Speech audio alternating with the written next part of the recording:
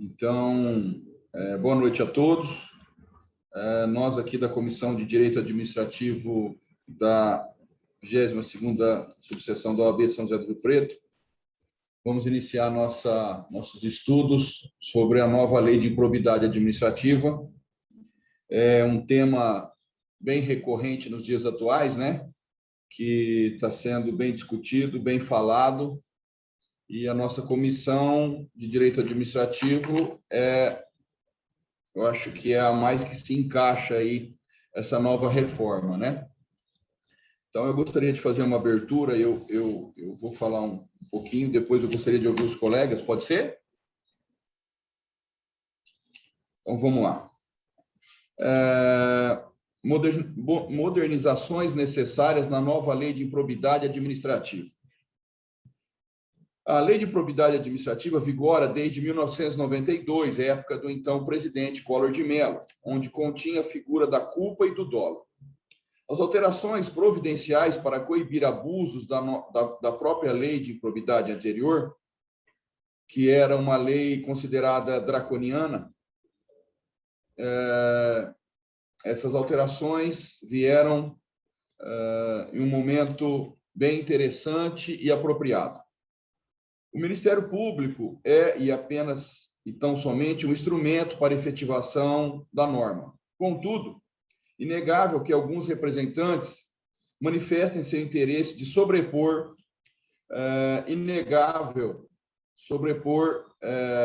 o poder de alguns gestores, mantendo acantonado o administrador público. Bastava o MP divergir do posicionamento do gestor para usar a ação de improbidade, inclusive concernente ao bloqueio de bens, o que fazia saltar aos olhos a necessidade da reforma da lei pelo motivo da sua amplitude. A retirada da figura da culpa é um significativo avanço legislativo que a velha e desleal norma carregava, onde qualquer conduta poderia ser tipificado como ímproba. Até mesmo a inabilidade administrativa era taxada como improbidade administrativa. Ou seja, qualquer ato dentro da administração pública era passível de sanção. Mais ainda, com a exclusividade agora do Ministério Público ser o único titular da ação penal, assegurou-se uma maior garantia aos que são passíveis de sentarem no banco dos réus, pois anteriormente as procuradorias jurídicas detinham a legitimidade para também proporem ações de improbidade, o que facilitava o revanchismo político dos vencedores das eleições contra os anteriores ocupantes, que utilizavam seu poder de mando e usavam o corpo jurídico dos órgãos públicos para distribuir inúmeras ações contra seus desafetos, todas elas sob o pretexto da salvaguarda do interesse público. As alterações da nova lei de improbidade trouxeram significativas mudanças, principalmente nos prazos de prescrição, que passaram de 5 para 8 anos.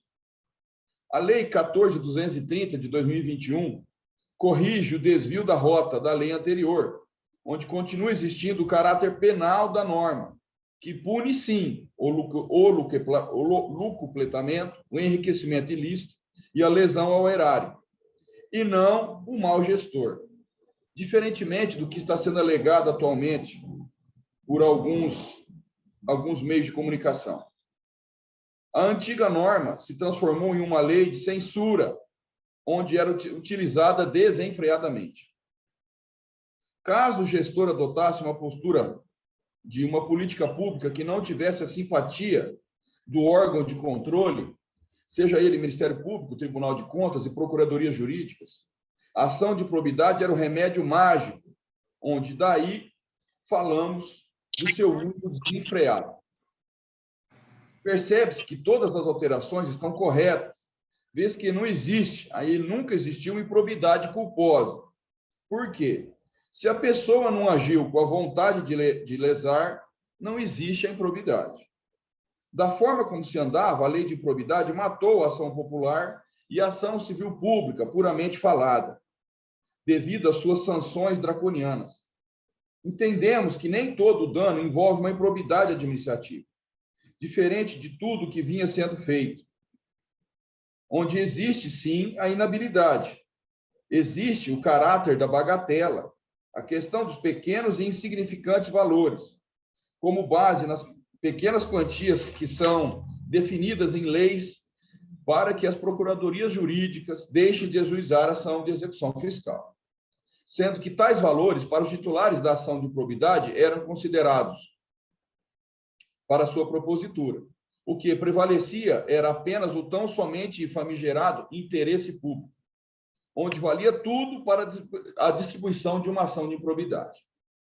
Sabemos que a atualização da lei de improbidade foi em decorrência das decisões já consolidadas do STJ e precisavam ser positivadas, o que ocorreu agora, sem nenhum vício de iniciativa, visto que realizada pelo legislador originário. Inegável ainda que a antiga norma era utilizada como meio de criminalização do gestor inábil. Também como restrição de mandato, era o caminho mais fácil e rápido para afastar candidatos da disputa eleitoral. Sobre a conciliação e a transação inseridas na nova lei, reputamos como excelente, uma vez que tudo isso pode ser feito na ação penal e também na ação civil comumente. Então, por que não na ação de improbidade? O fim da modalidade culposa não implica no favorecimento da corrupção, porque não existe crime de corrupção culposo. Daí que o fim da improbidade culposa, como sendo uma correção da distorção legal, era tão esperado. O sentido não era punir a qualquer custo o mau gestor que agiu com imprudência e imperícia, onde se vê com bons olhos a nova reforma.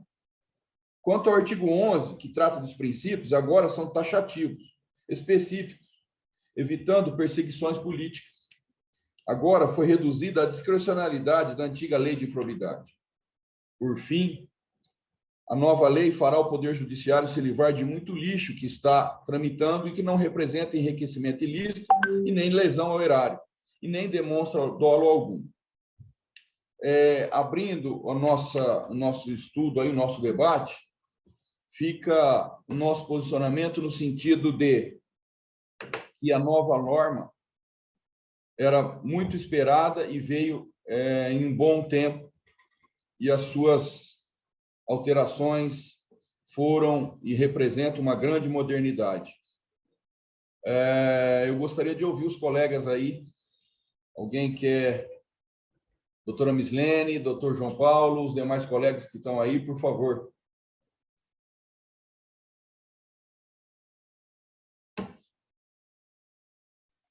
Doutora Mislene quer falar primeiro? Ou eu posso... Pode iniciar, João. Complemento qualquer situação aqui. Eu acho assim, tem alguns colegas aqui que talvez também não estejam ainda familiarizados, né, com o tema de improbidade administrativa, então talvez a gente pudesse começar é até redundante, né, começar pelo início, né. Eu acho que o grande problema hoje da questão aqui no país é justamente a diferenciação entre governo e administração pública. O governo, ele estabelece os objetivos a serem perseguidos pelo Estado, limitado ao que está estabelecido na Constituição Federal. Já a administração pública, ela vem para concretizar esses objetivos. Então, enquanto existe uma questão política de um lado, existe outra questão prática de direito administrativo do outro. Só que, infelizmente, no Brasil, a gente não atingiu um grau de amadurecimento tão grande que faça essa diferenciação entre governo e administração, ou seja, a diferenciação entre o que é público e o que é privado. Isso impede a consolidação e distinção entre governo e administração. Eu concordo em partes com o que o doutor Marcelo falou, mas discordo em partes em outras questões, porque eu entendo que um gestor público, no momento que ele pretende ingressar na administração pública, ele tem que entender que deve haver vamos dizer assim, um grau de conhecimento da administração suficiente para ele saber distinguir o que é privado e o que é público. E então a questão da culpa ou do dolo, ao meu ver, foi uma perda na alteração. Por outro lado, a questão da prescrição, ela já trouxe esse favorecimento para os bons gestores, que não ficam preocupados a vida inteira e está esperando, por exemplo, anteriormente a improbidade administrativa para dano ao erário era imprescritível. Então, isso realmente acabava tornando como se fosse uma moeda de troca para aqueles que querem perseguir politicamente, tá? Mas eu entendo que a culpa, no momento que um mau gestor ele pretende ingressar na vida pública, ele tem que se despir ao máximo de imprudência, de capacidade técnica, de imperícia, porque a gente subentende que ele deveria ter o conhecimento suficiente para exercer aquela função pública. Pelo menos essa seria a minha opinião sobre essa questão. Para isso, o conceito de ato de improbidade administrativa, ele ainda é um conceito que não é tão bem definido na doutrina.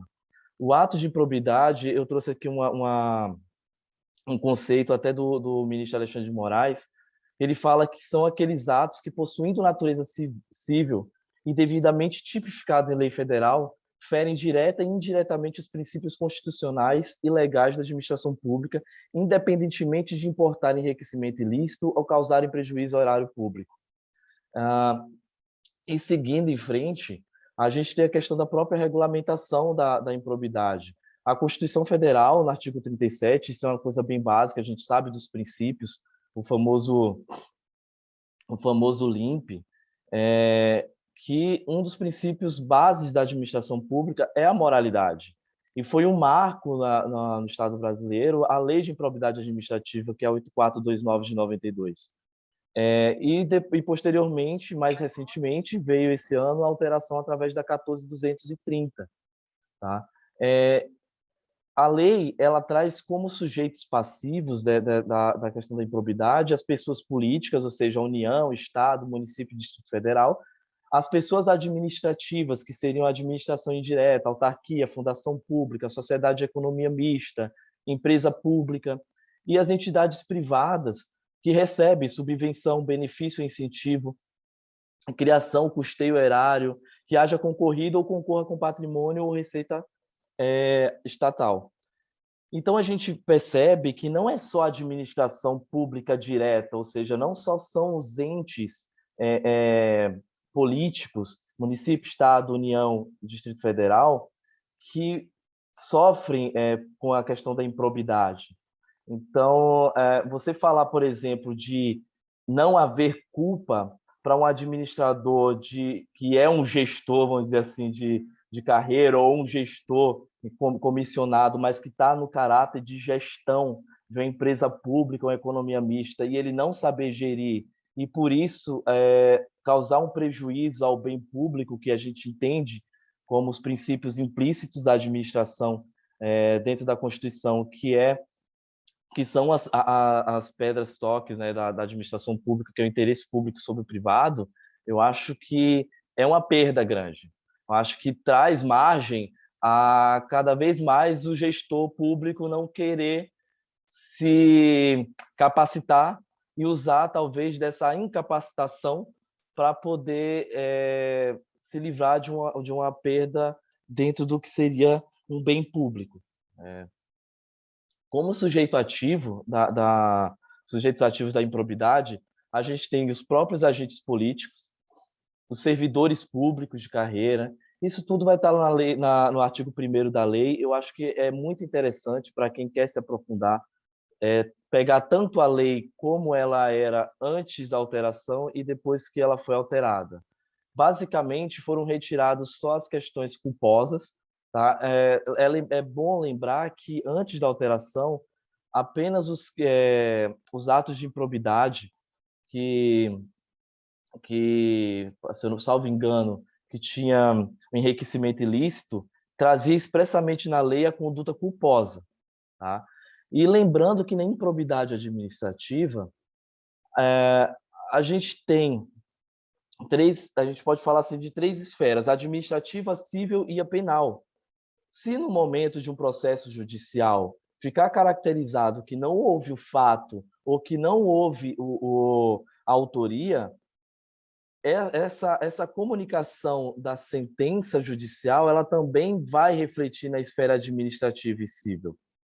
Então, ao meu ver, assim, o ganho que a gente teve de tentar reduzir ao máximo as perdas dentro da administração por conta de condutas muitas vezes culposas, mas na grande maioria dolosas. Com essa alteração, ela pode se vestir vamos dizer assim, o dolo pode se vestir de culpa, né? Porque a gente sabe que o dolo a gente não vai se presumir, a gente vai ter que comprovar.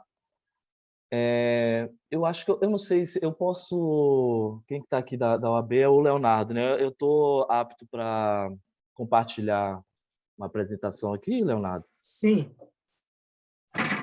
Deixa eu só ver se vocês vão conseguir ver. Vocês estão conseguindo ver a tela? Sim, mas está pequeno o slide. Ficou melhor? Aqui, para mim... Ah, agora ficou melhor. Ficou, agora né? Eu consigo ver, sim. Deixa eu passar aqui mais pra frente.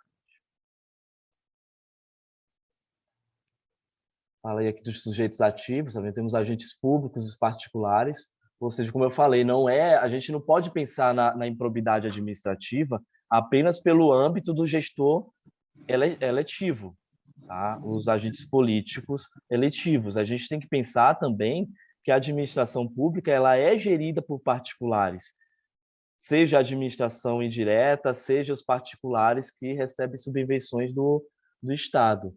Então, vem a questão agora dos atos de improbidade. É uma coisa que a gente tem que entender que a lei ela traz os 3 tipos de ato, que é o que comporta enriquecimento ilícito, o que causa prejuízo ao erário e os atos que atentam contra os princípios da administração. Enquanto os atos que importam enriquecimento ilícito, eles são aqueles que o agente ofere vantagem devida à razão do cargo, mandato, função, emprego ou atividade. Ou seja, a gente entende que, nesse caso, existe um dolo. Entendeu? Por isso que eu falo, a lei anteriormente, antes da alteração, ela não trazia a conduta culposa expressamente nela. Já os atos que causam prejuízo erário, que são aqueles que sejam perda patrimonial, desvio, apropriação, barateamento, autodilapidação dos bens e haveres das entidades mencionadas, esse sim trazia como conduta culposa expressa. Porque imaginam você ser, vamos dizer assim, você é um gestor de uma empresa privada. A empresa ela vem a falir, muitas das vezes, por mau gerenciamento. Eu entendo que isso não é dolo do gestor, porque ele quer ganhar com aquilo. Da mesma forma, a gente tem que pensar no lado público, embora a ideia não é que haja lucro, mas que o gestor está ali para que a máquina funcione, que funcione em benefício do público, né, sobre o privado. Então, eu entendo que esse gestor ele teria que ser capacitado. Eu espero que essa alteração legislativa não venha trazer essa perda da capacitação dos gestores.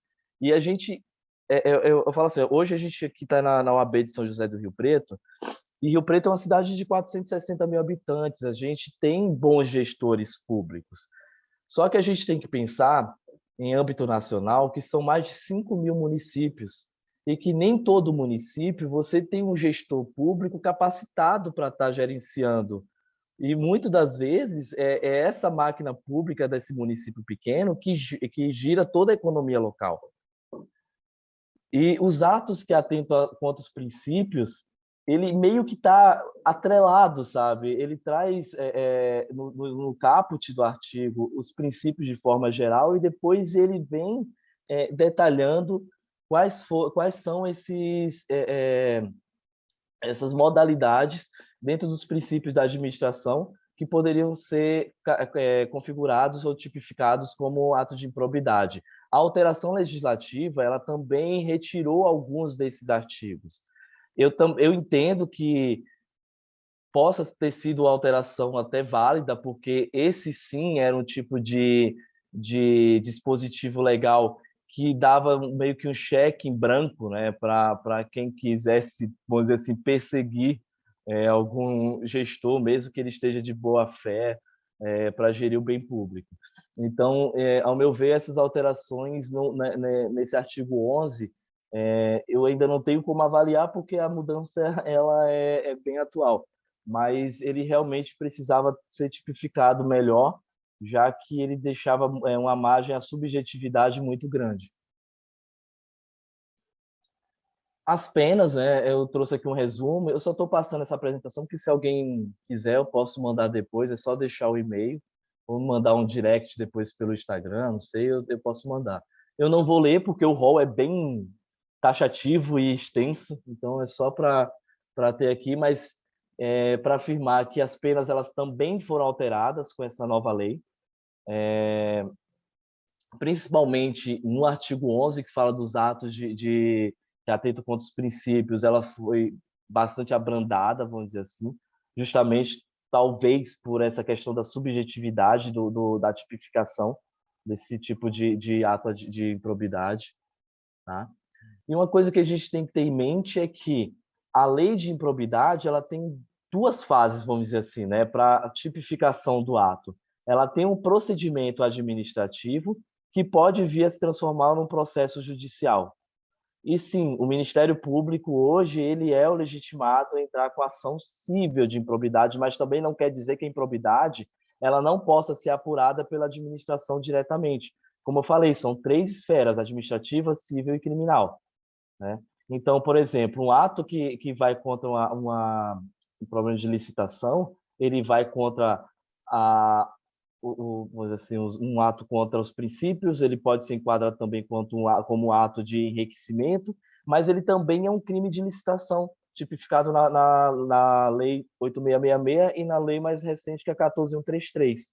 Então, esse tipo de probidade ela pode ser enquadrada nessas questões. O processo judicial, a lei, ela detalha muito bem como ele funciona. Inclusive, para a quantificação da pena, existe a intervenção aí do Tribunal de Contas para quantificar esse valor, principalmente quando a gente fala da questão do enriquecimento ilícito e a perda e o dano ao erário público.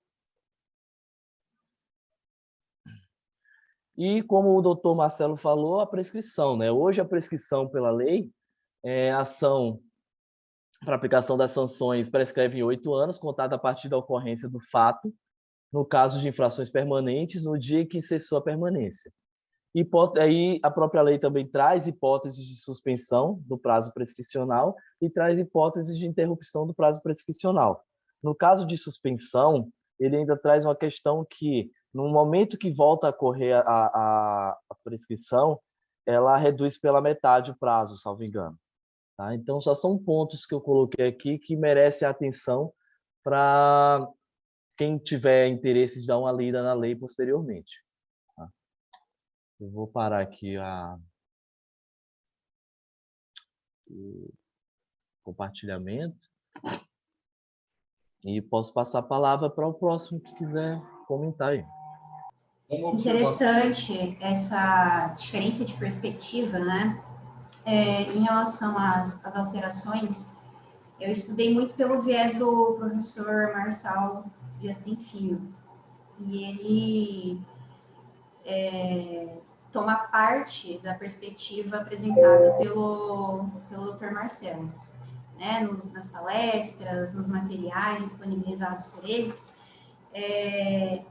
ao simplificar, ao explicitar o que essa nova lei veio mudar, basicamente ele resume no aperfeiçoamento da repressão à improbidade, sendo que isso, na visão dele, não prejudicaria o combate à corrupção, porque, como exposto pelo Dr. Marcelo, seria a improbidade é visto como um ato doloso, né? Mas é bem interessante essa diferença de perspectiva, e me fez refletir bastante sobre essa postura e essa necessidade de conhecimento por parte do gestor. Acho que o apresentado aqui já foi frutífero por causa disso. Doutor Marcelo, você ia falar alguma coisa? Ah, sim, veja. Todos ouvem? Porque eu tive aqui uma pessoa que me disse que está sem som. Então, vocês estão ouvindo, né? Ok? Tudo bem. Só uma observação, o doutor disse a fase administrativa e a judicial da nova lei de improbidade.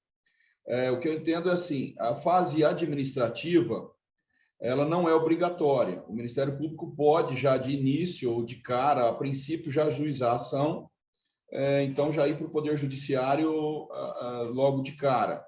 A fase administrativa, ela pode ser o procedimento administrativo dentro do órgão público. Esse procedimento é como se fosse um processo administrativo, né? Um processo administrativo normal, e aí se apura a improbidade na administração pública. Então, e também tem o procedimento administrativo, ou seja, a fase de inquérito pelo MP, né? Que essa fase tem um período curto, que é o período onde o doutor disse de suspensão, né? Ocorre a suspensão da prescrição desses 8 anos, e terminado o prazo do inquérito civil público, volta a correr o prazo prescricional. Já com relação à interrupção do prazo, quando ele é interrompido, a contagem do prazo volta do zero, né? E quando volta, nós temos exatamente o que o doutor disse, esse prazo volta pela metade, ou seja, 4 anos. E aí, em decorrência desse novo caráter da prescrição do artigo 23, onde aqui no escritório nós tivemos vários já peticionamentos em ações de improbidade todo o território nacional aí, no sentido da ocorrência da prescrição, né? Porque decorreu mais de 4 anos depois do ajuizamento da ação. Não teve sentença, então ocorreu a prescrição, nós já peticionamos e aí vamos aguardar a decisão, mas é fato que não tem muito o que correr disso.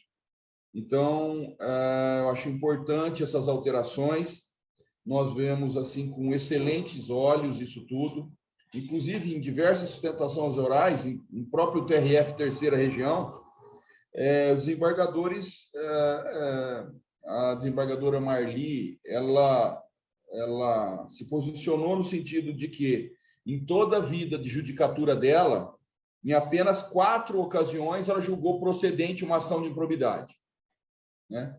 Porque ela entende que o uso assim exagerado da ação de improbidade para fins de apuração de culpa, e não se cabia realmente a ação de improbidade administrativa, não ficava caracterizado o dolo. Então, nós chamamos a atenção dela na hora da sustentação, e ela falou: doutor, pode ficar calmo. Até hoje eu julguei procedente apenas 4 ações de improbidade. Então, tudo aqui analisado com bastante atenção, e, se não for o caso, vai ser na mesma linha. Ela fez uma crítica bem assídua ao Ministério Público na hora da sustentação, mas, enfim, esses são alguns comentários aí. Eu quero ouvir de outros colegas, se vocês querem fazer alguma pergunta, alguma participação, ou de pessoas que também não sejam da área do direito, quiserem conversar com a gente, nós estamos aqui para isso.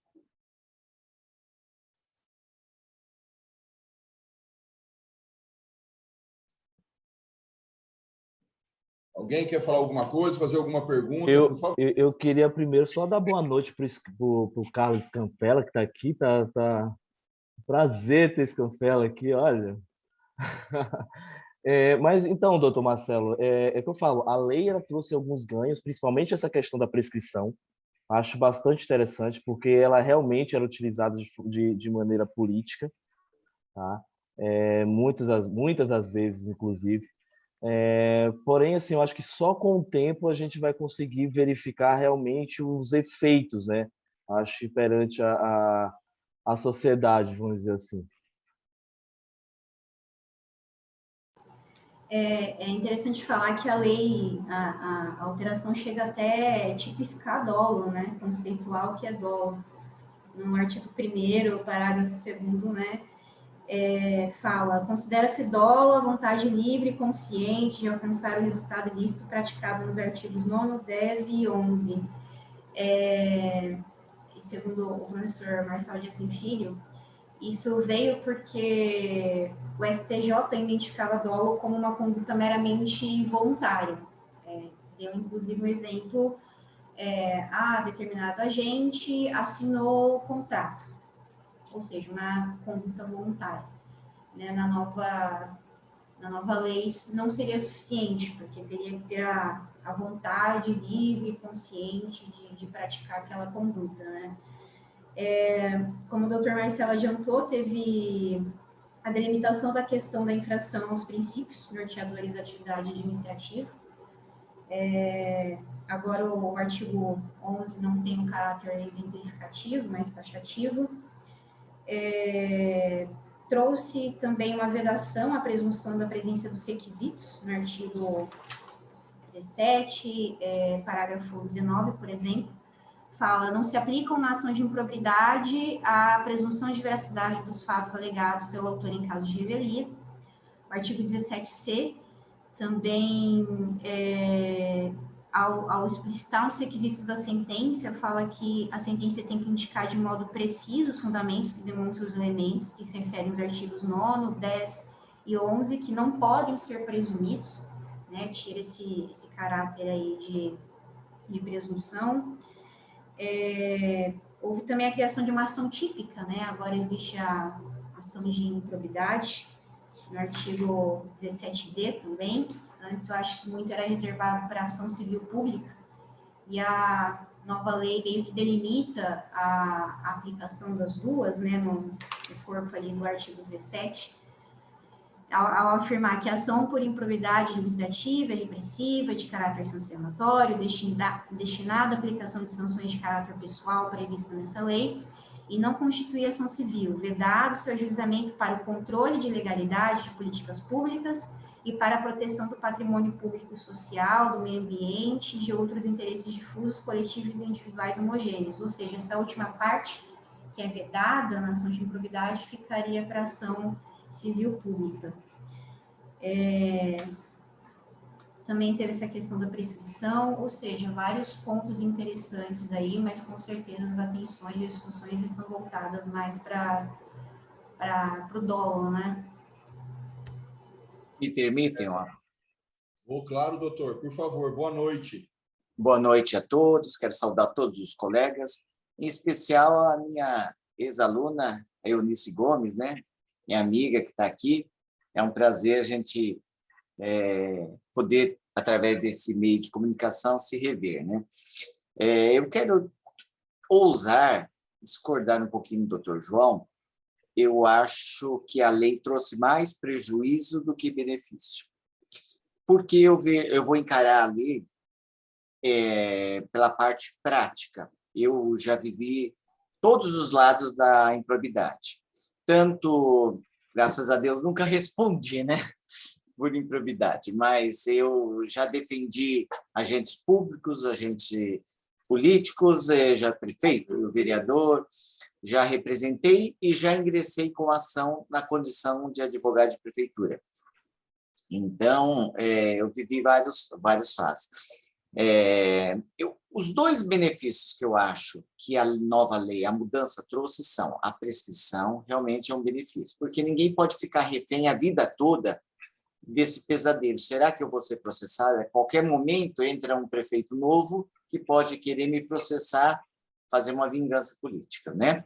E o outro fato que eu acho interessante também é que só o Ministério Público é o titular da ação para ingressar. Por quê? Porque, se não me falha a memória, o antigo artigo 17 ou 22 da antiga lei dizia que a prefeitura, o Estado, o ente público tinha legitimidade para entrar com ação de improbidade.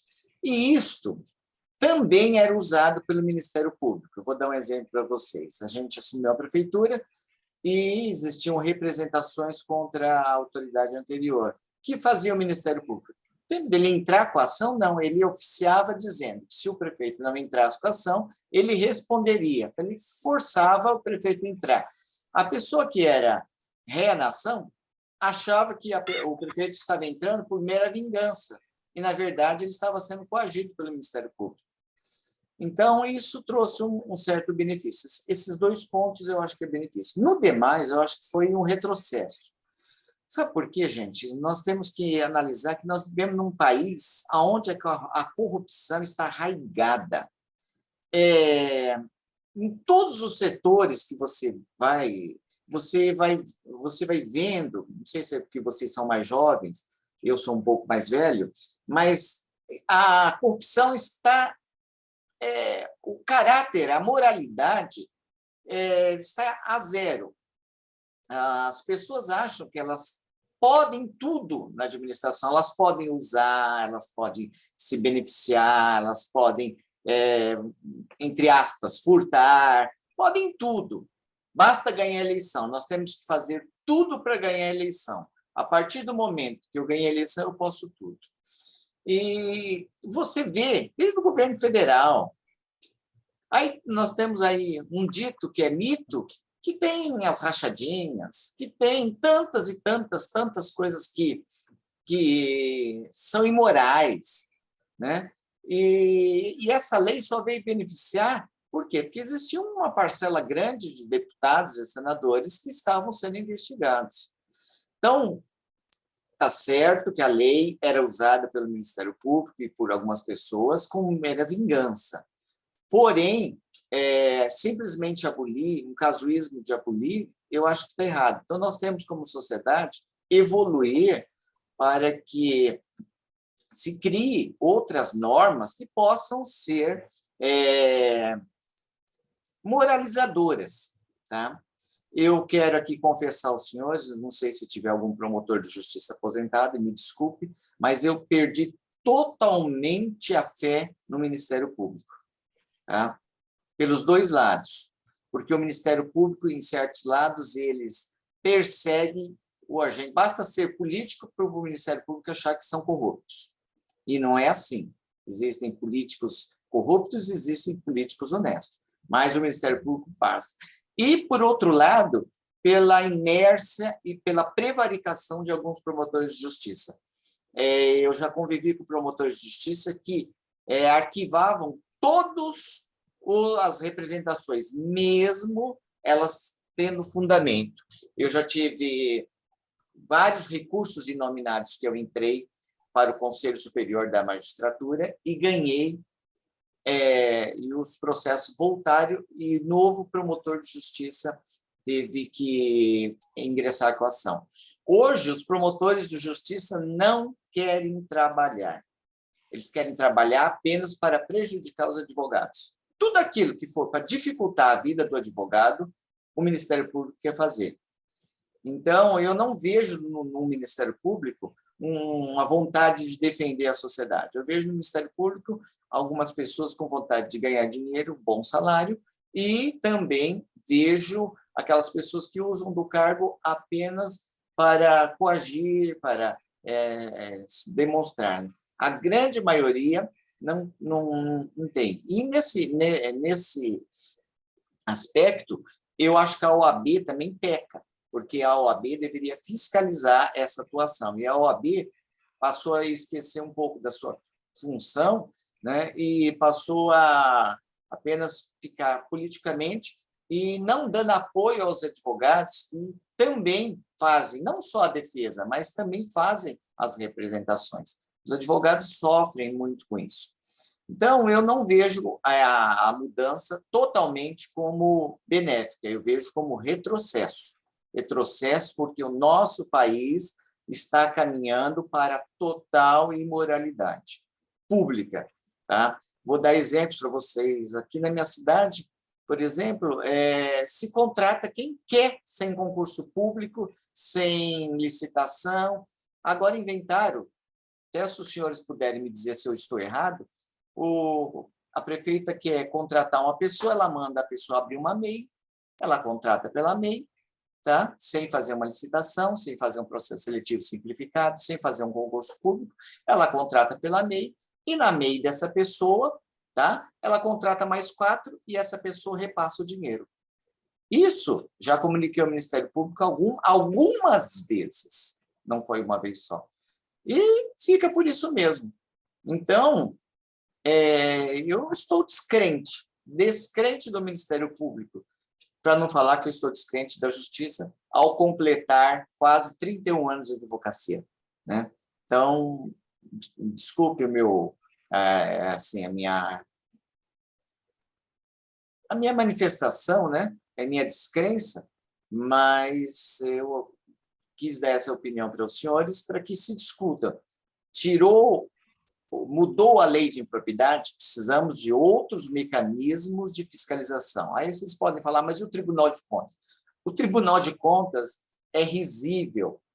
Quem já atuou na administração pública, eles fazem as coisas por amostragem. Amostragem. Na minha cidade, teve um presidente, a Câmara tinha 3 salas, apenas 3 salas. Teve um presidente da Câmara que comprou, com a nota fiscal, 470 vassouras. 470 vassouras para 3 salas. E eu, pessoalmente, relatei isso ao auditor que veio, né?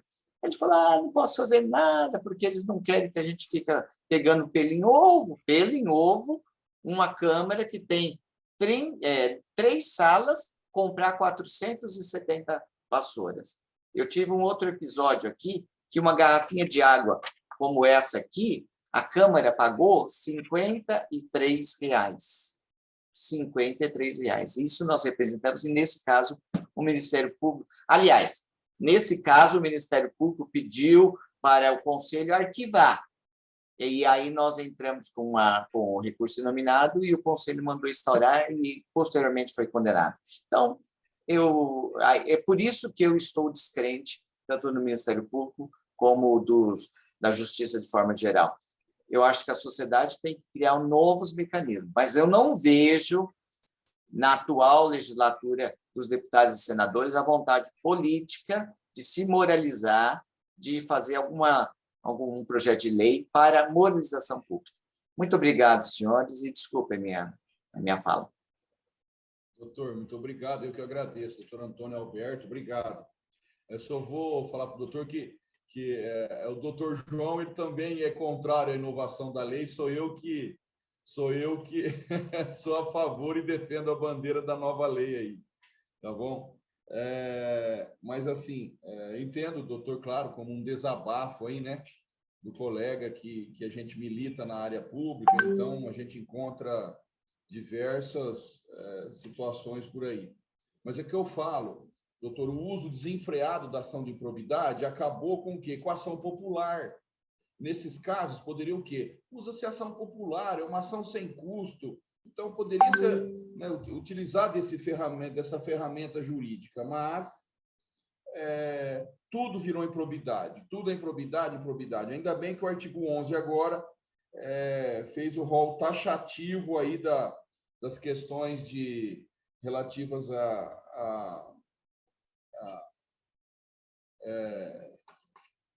aos conceitos, né? Então, vai minimizar um pouco.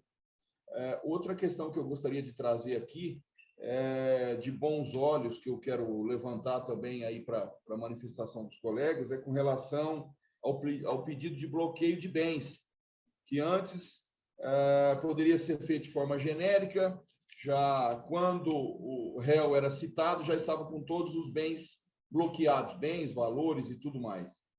E bloqueava-se, inclusive, com os valores da multa que eles estipulavam a livre arbítrio do Ministério Público e de quem ajuizava a ação de improbidade.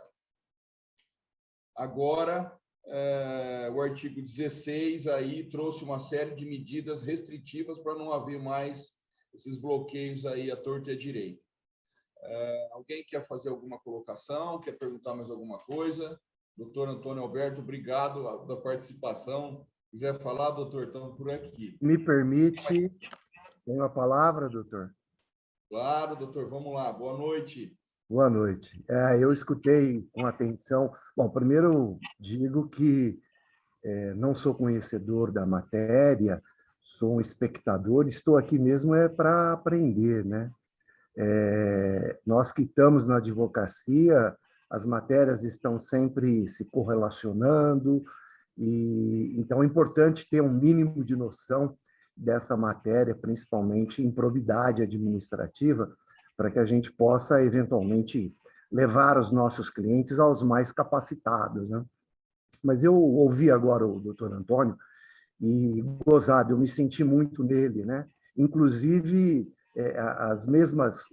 muitos dos mesmos pensamentos, inclusive ao momento em que estava na magistratura, né? Já que fui magistrado trabalhista, e é sempre assim mesmo, porque o ser humano é complexo. Toda vez que eu vejo alguém tão chateado, desapontado com o ser humano, aí eu dou uma remoçada, porque eu começo, não é bem assim, porque o ser humano é assim mesmo, em todas as áreas, o pessoal, alguns se aproveitam, outros não, outros são dedicados, é sempre assim, o ser humano não é igual, né? Eu só queria dizer que me engrandece muito esse debate, eu gosto de ouvir críticas, inclusive, porque senão seria um debate, todo mundo falando a mesma língua, né? Gostoso que tenhamos aí essa certa controvérsia, porque é aí nesses momentos que a gente, me parece que fixa mais o conhecimento, né? Então, é só para dizer para o doutor Antônio e aos que estão ouvindo que eu me senti na pele dele quando ele disse do Ministério Público, da magistratura, mas só para dizer que é típico do ser humano. A política é desse jeito, as relações familiares também são. São nesses momentos que me centro um pouquinho e minha braveza e meu rancor, às vezes, são amainados. Viu? Um grande abraço a todos. Muito obrigado, ficamos felizes pela participação do senhor e muito honrado, viu? Muito obrigado, doutor. Algum colega quer fazer uma participação, quer falar alguma coisa, quer fazer perguntas?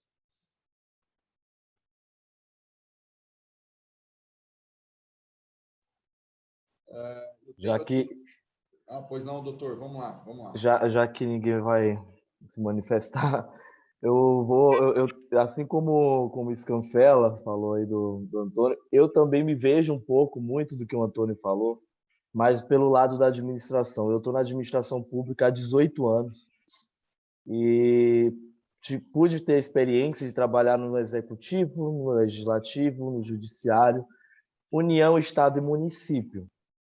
E pelo que eu vejo da administração pública é que quanto melhor o gestor, mais eficiente a máquina é. Então, o que acontece? Se você vai para uma administração pública indireta, como uma sociedade de economia mista, como uma empresa pública, que ela tem uma certa autonomia administrativa, e onde dessa autonomia cobra-se uma capacitação melhor do gestor, além da eficiência ser melhor, a corrupção também acaba sendo menor. Tá? Então, eu venho reforçar.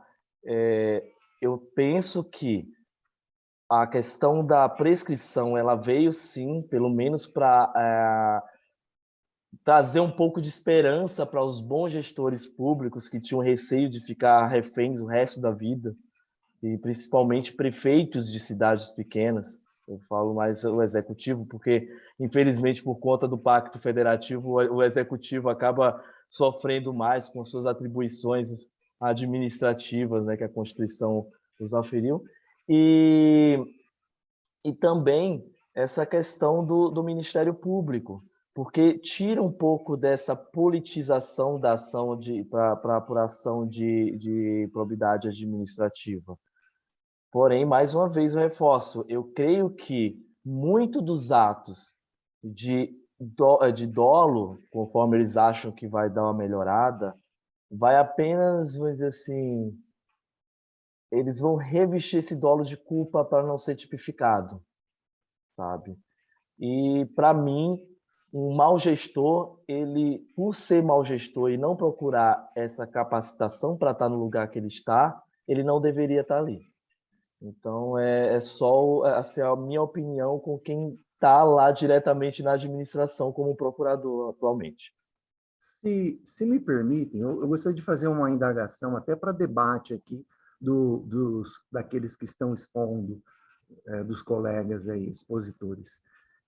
Como se faz para provar o dolo? O dolo ele tem que ser provado através de uma prova concreta ou ele surge, né, ou se extrai de todo um contexto? Essa é a minha indagação. Vamos lá. Eu só vou fazer uma manifestação contra o doutor João disse da capacitação dos gestores. Você vê como que as visões, né, no direito é importante isso. O que a Constituição exige para ser candidato e poder ser eleito? A idade mínima, né, e alfabetizado, né, no caso. Então, vamos lá.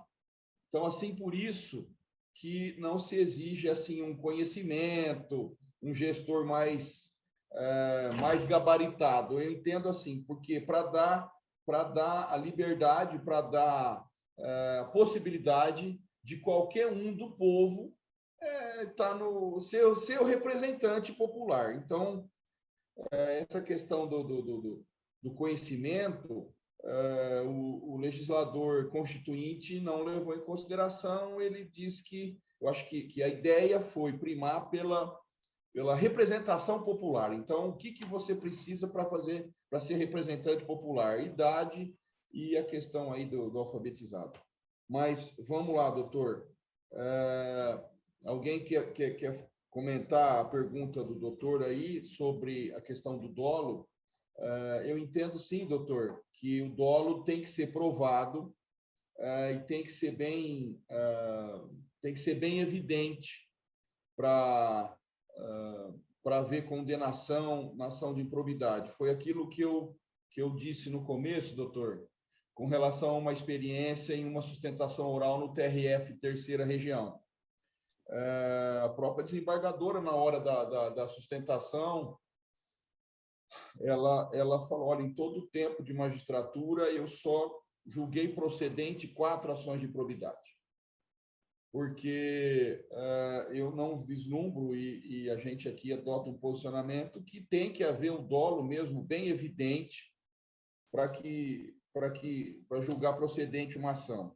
E o posicionamento deles é no sentido da intenção, né, do réu, do gestor, em praticar um ato de lesão ao cofre público, praticar um ato mesmo, ele foi intencional, esse ato de locupletamento ilícito e desvio de valores. Tem que ter a intenção assim bem demonstrada, bem nítida, porque senão acho que não fica caracterizado o dolo. Alguém quer fazer uma observação sobre isso, por favor?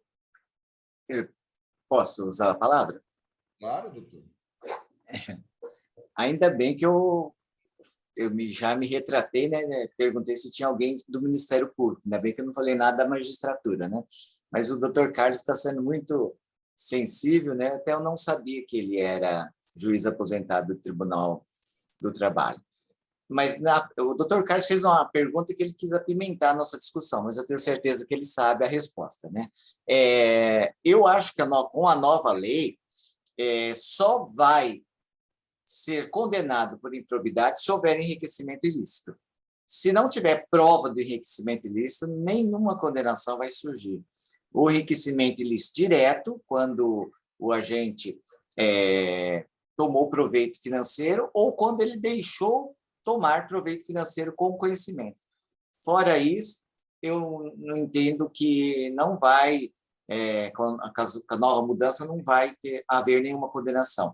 E eu também defendo um pouco que o doutor João Paulo ele tem defendido desde o começo do debate, que para ser um agente público, para ser um prefeito, vereador, deveria ter um certo conhecimento. Mas, como o senhor falou, doutor Marcelo, o legislador constituinte quis manter de forma democrática, todos são iguais, né? Todos são iguais. Então, são iguais e têm os mesmos direitos. Então, para ser candidato, basta ser alfabetizado e ser maior de 18 anos na maior parte dos cargos, né? E 35 para deputado, senador e presidente da República. Fora isso, todos são iguais. Então, foi usado isso. Só que, realmente, nós tínhamos que pensar. Vou dar o exemplo da minha cidade novamente. Nós temos aqui vereador que só sabe assinar um nome. Só sabe assinar um nome. Outros que têm o conhecimento básico do básico. Temos 2 ou 3 de 9 que têm um curso superior, mas, mesmo assim, um curso superior que nada tem a ver com a função política. E procuram se informar com o grupo político, nunca com pessoas que realmente conhecem da matéria, né? Os advogados que estavam... Agora está havendo uma mudança, né? Por uma pressão do Ministério Público, que os advogados sejam concursados, mas sempre foram aqueles apadrinhados políticos que ajudaram a eleger o vereador. Então, faziam o que eles queriam. Então, infelizmente, para termos democracia, uma democracia ampla, optou o legislador por liberar, né? Liberar totalmente para que qualquer pessoa pudesse exercer o cargo. Eu defendo que alguns cargos, eu até acho que um prefeito até pode ter pouco conhecimento formal, não ter escolarização. Existem pessoas, ainda existem pessoas que, apesar de não ter um conhecimento formal, o diploma acadêmico, né? Ele tem muita experiência de vida, e às vezes tem até mais do que nós. Mas são poucas essas pessoas. Hoje já deveria haver uma certa seleção, sim. Só que, para isso, temos que mudar a Constituição, né? Temos que mudar a Constituição. Então, dando minha resposta simples do que eu entendo para o Dr. Carlos, eu acho que só vai caracterizar o ato de improbidade se houver um enriquecimento ilícito expresso, bem demonstrado, tanto ativo quanto a pessoa participar ou ela deixar o outro participar. Fora isso, eu acho que a lei de improbidade praticamente acabou. Doutor, só para ressaltar, dizem os cientistas que a evolução não dá saltos, ela caminha lentamente. Os espíritas dizem que essa evolução se dá em espiral, você vai subindo e, de repente, desce. Então, agora parece que estamos numa descida, naquele momento da espiral que a gente vai lá para baixo, porque nem para ser ministro do Supremo se precisa mais de notório saber jurídico, quem diria conhecimento para ser um pequeno político do interior, né? Vou pôr mais uma pimentinha. E se o homem ganhar novamente, ele já prometeu mais 2 sem conhecimento, só por ser evangélico. Apesar que eu sou... E olha bem, eu não estou criticando por ser evangélico, não, porque eu sou evangélico há 45 anos. E já ocupei todos, inclusive sou pastor. Tá? Então, não estou falando isso só por ser evangélico. Mas que realmente precisamos ter critérios, né? É o que o doutor João vem defendendo desde o começo. Precisa ter critério. Para ser legislador, tem que conhecer o mínimo de legislação, né? Tem que saber o que é uma lei, o que é um decreto. É o mínimo, o mínimo. Mas a democracia, talvez o legislador, né, trouxe para nós, para manter a democracia, ele liberou a geral. Doutor Antônio, como o doutor Marcelo falou, eu concordo às vezes com a Constituição, porque a gente tem que ter realmente essa representação popular. Mas quando eu falo em capacitação, eu não falo que todo mundo tem que ser formado em direito ou que todo mundo tem que ser um gestor, mas a gente sabe que ele pode ser bem assessorado. E no momento que ele entra para a administração, ele tem que seguir as regras do jogo da administração pública. Eu acho que a gente tem que partir do básico da administração, como os próprios atos administrativos, por exemplo, com todos os seus elementos, formas e tudo, dependendo do tipo de ato. Então, se uma determinada lei me fala que eu tenho que fazer uma licitação, por exemplo, daquele jeito, naquele formato, então, mesmo que eu faça errado depois, eu não posso chegar e alegar, eu fiz sem saber. Entendeu? Eu não posso fazer isso, porque não é ele que vai fazer, mas é quem ele contrata que vai fazer. ou comissionado lá nos cargos de comissão, ou por concurso, concursado que está lá porque mostrou que pode estar através de uma prova de concurso público e tal. Então, a capacitação é mais nesse sentido, tá? Se eu não sei, que eu escute quem saiba.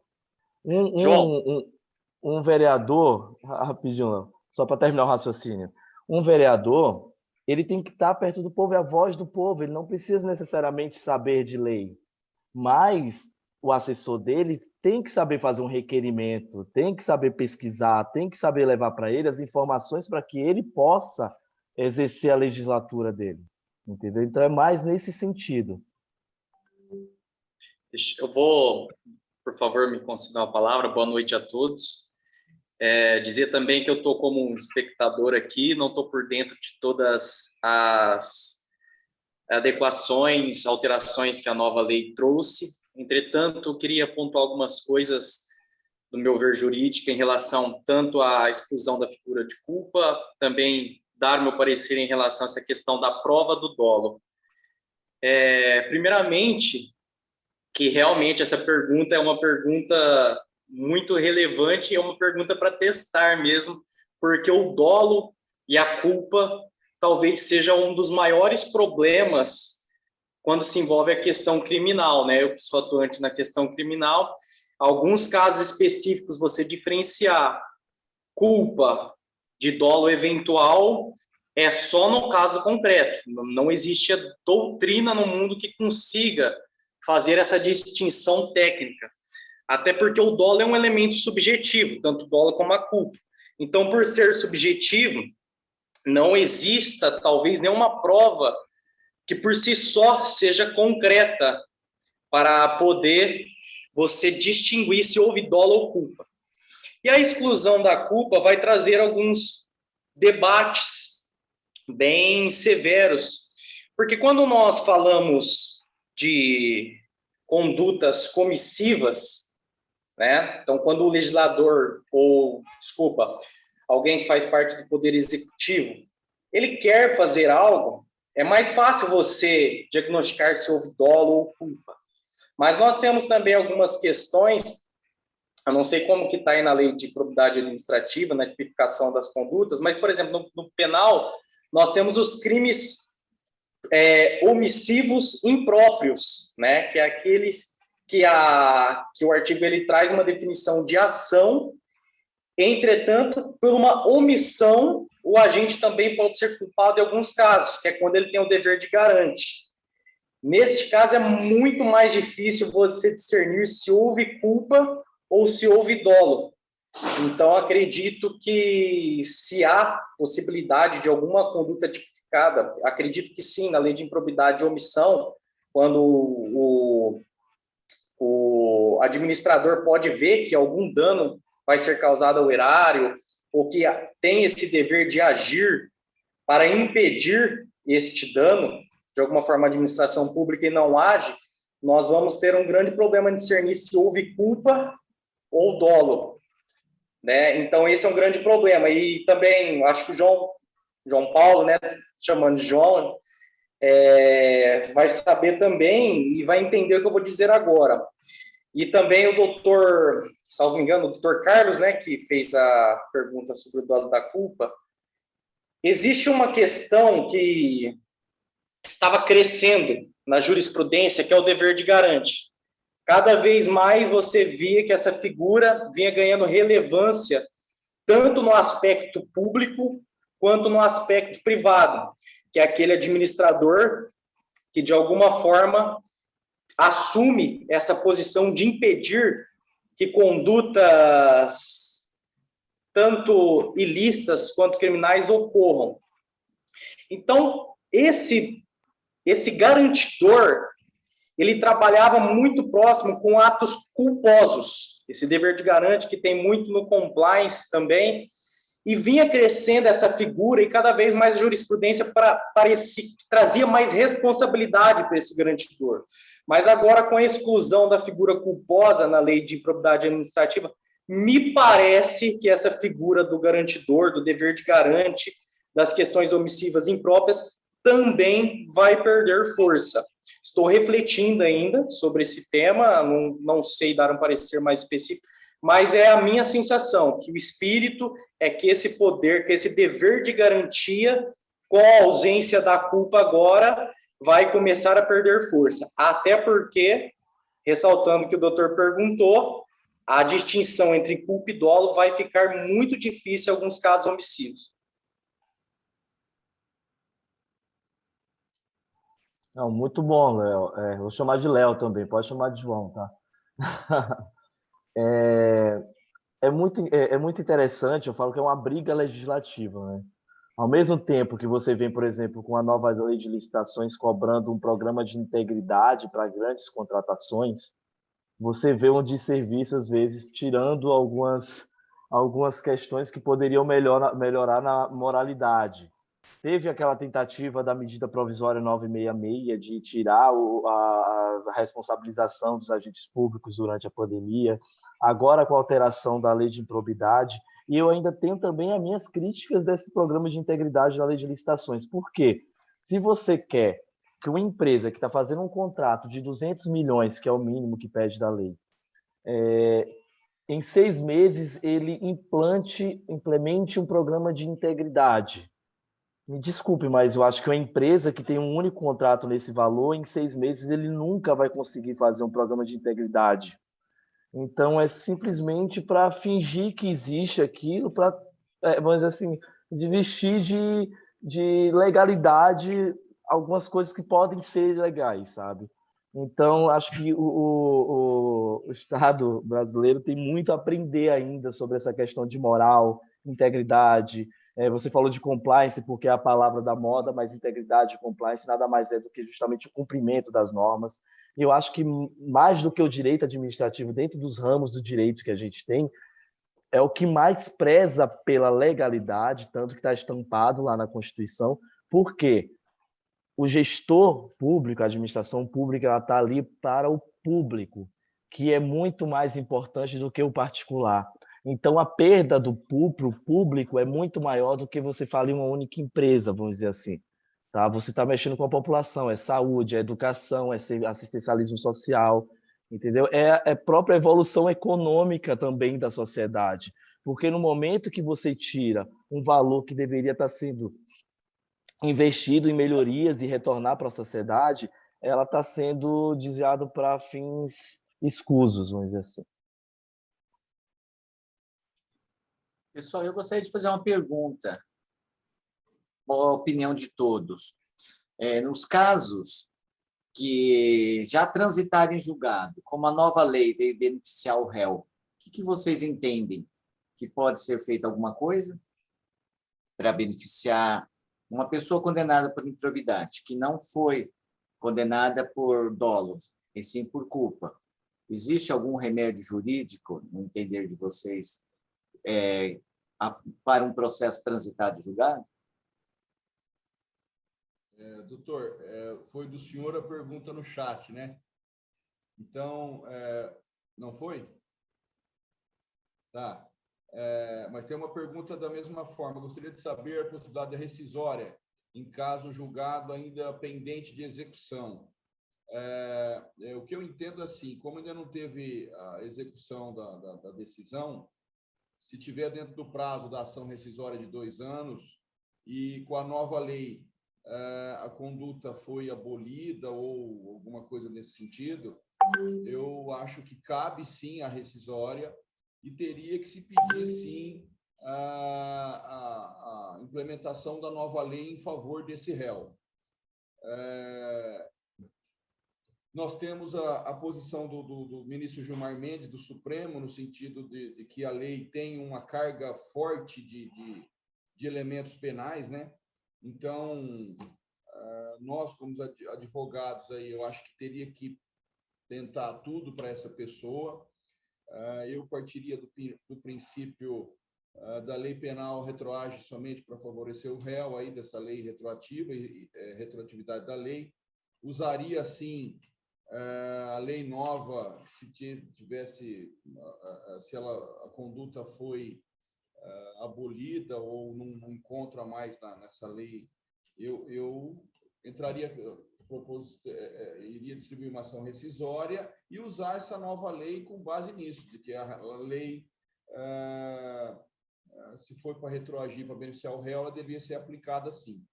Esse é um ponto que eu vejo importante e que, com certeza, vai ser muito usado aí. Não sei se deu para responder, doutor.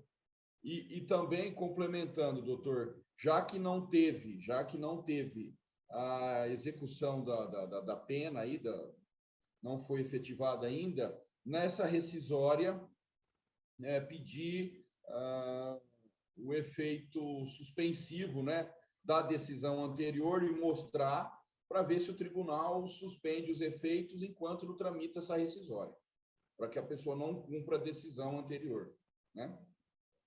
Se me permite, um olhar do judiciário, lógico, muito distante do direito penal e administrativo, coisa que eu não conheço, mas eu só vou lembrar que o legislador processual trouxe o processo civil, o Einstein, né? Então, está tudo relativizado, inclusive a coisa julgada. A meu ver, talvez sequer necessário seria a ação rescisória, porque eu acho que antes de uma rescisória, se há tempo, né, para que não decaia do tempo, né, fazer um requerimento e ir por esse lado aí, dizendo da relativização, que a lei penal que realmente tem uma carga muito forte de pena e tentar resolver sem necessidade de rescisória, mas a rescisória é sempre um bom caminho. Obrigado, doutor. Alguém mais quer fazer uma observação sobre essa pergunta? Nós temos outro questionamento aqui, no sentido seguinte: gostaria de saber quanto à prescrição na lei antiga, no caso de agentes públicos cometerem ação que também era considerada crime, que trazia demissão a bem do serviço público, que levava a demissão a bem do serviço público e agora, após 4 anos, a prescrição também é alterada pela nova lei? Sim, a prescrição alterou toda a lei de improbidade, que antes que era de 5 anos passou para 8. Contudo, teve a questão da suspensão da pena, da suspensão do prazo, e depois, né, com o prazo retomado aí, né, com a interrupção do prazo, quando volta a correr o prazo, esse prazo é contado apenas pela metade, ou seja, 4 anos. Então, isso pode ocorrer em muitos casos, sim, a prescrição, que é o que está ocorrendo na maioria dos processos de improbidade. Na maioria dos casos aqui no escritório, a gente está enxergando, sim, a prescrição. Então, se houve a prescrição e o processo está tramitando, aí eu não entendi bem a pergunta, mas a pessoa, não sei se já foi demitida ou não, a bem do serviço público, se ela ainda não foi, ocorrendo a prescrição, essa demissão não vai ocorrer. Alguém quer fazer uma manifestação? Fica à vontade, por favor.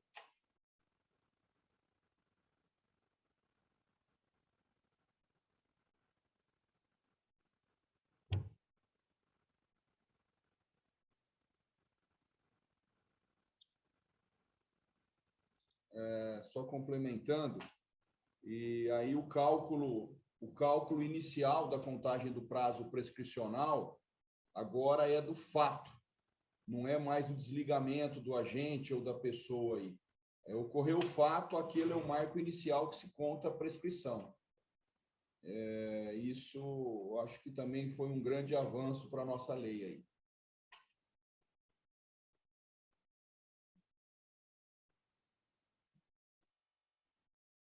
Alguém quer fazer alguma observação? Eu estou gostando que nós estamos com 16 participantes, começamos com 19, estamos mantendo um nível alto de participantes no nosso estudo de hoje. Quer dizer que o tema é interessante.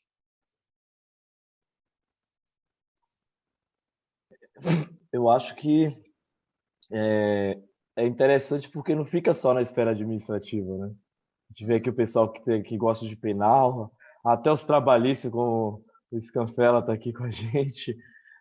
Tem só um último ponto que eu queria lembrar, que com essa alteração da lei, as multas elas podem ser aumentadas, né, em dobro, se o juiz considerar que, em virtude da situação econômica, vamos dizer assim, a sanção seria ineficaz. Entendeu? Então, ele pode alterar justamente, vamos dizer, seria um caráter educativo da lei, sabe? E a responsabilização da pessoa jurídica, nesse caso, deve ser considerado os efeitos econômicos para a empresa também. Tá? Então, são dois pontos vamos dizer assim, que vai ter que ser bastante discutida a questão da razoabilidade e proporcionalidade da aplicação dessas multas.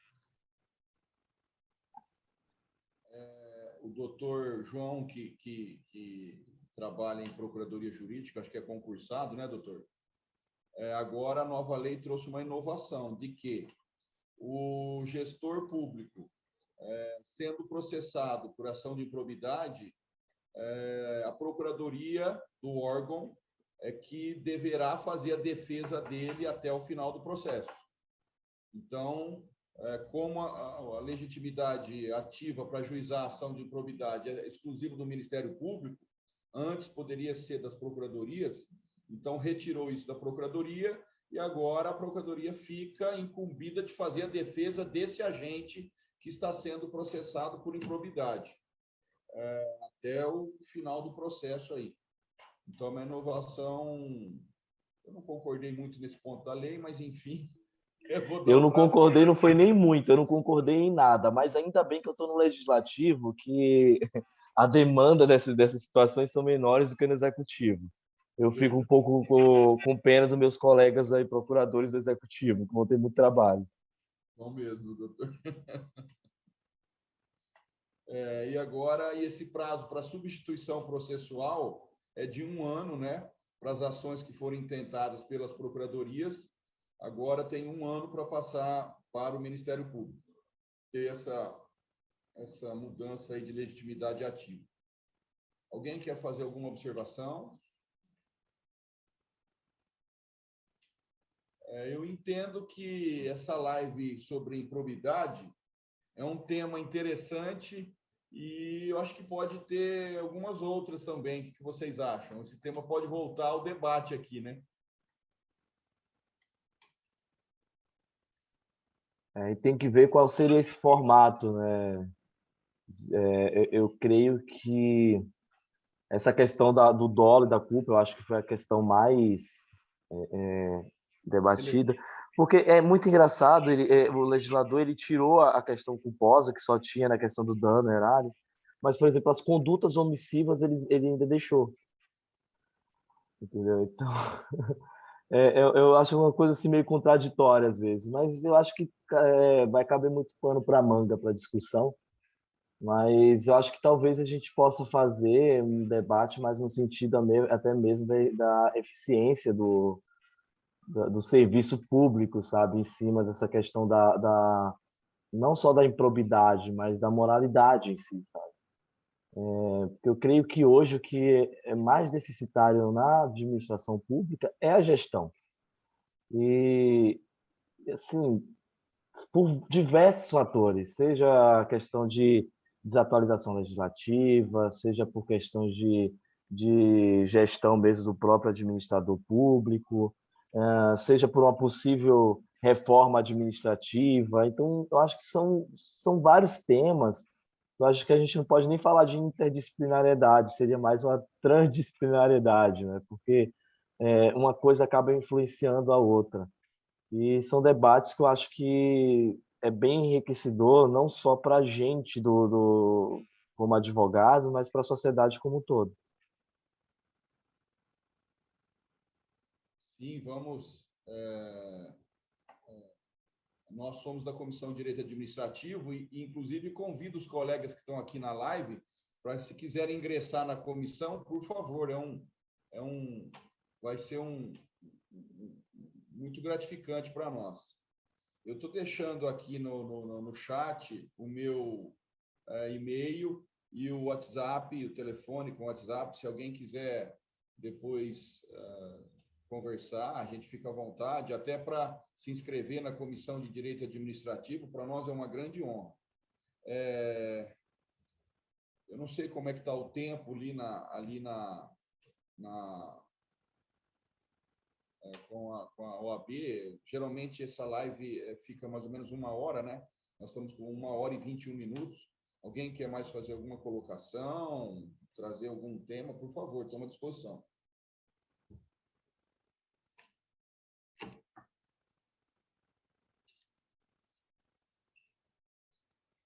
Podemos, então, encerrar a live, é isso? São 8 horas e 21 minutos. Nós temos 16 participantes, começando com 19. Eu acho que foi um tema interessante, porque quase todos ficaram aí até agora. Então, tá. Mas a OAB está dizendo que podemos continuar, mas eu acho que não tem mais questionamento, né? Não tem alguém quer fazer alguma indagação, alguma colocação, por favor. Acho que não, doutor. Só quando vier essas ações decisórias, essas decisões, é bom passar para a gente ver como é que está o entendimento, né? Acho que seria interessante. Acho que o doutor Carlos quer falar aí também. Não, só quero dizer um tchau, prazer em vê-los, conhecer alguns, acho que a imensa maioria, né? Dizer que foi uma satisfação enorme. É o aprendizado, né? Não é, eu não vou atuar na área, mas eu acho que o conhecimento sempre ajuda, nunca a gente joga fora. Um dia poderei, num determinado momento, rememorar a palavra, as discussões aqui, e o aprendizado. Um grande abraço. Vou terminar de tomar meu vinho e vou fazer a janta, né? Tchau para vocês. Obrigado, doutor. É um prazer ter o senhor aqui, todo o pessoal que está, todos os advogados e senhores e senhoras que estão aqui nos assistindo, muito obrigado, agradeço muito. A Comissão de Direito Administrativo agradece a presença de todos, nossos colaboradores lá da OAB, que estão conosco até agora, né? Muito obrigado. E eu agradeço. Quem quiser fazer parte da nossa comissão, por favor, é uma honra. Ficaremos muito felizes, tá bom? Obrigado, pessoal. Boa noite. Fiquem com Deus todos. Boa noite.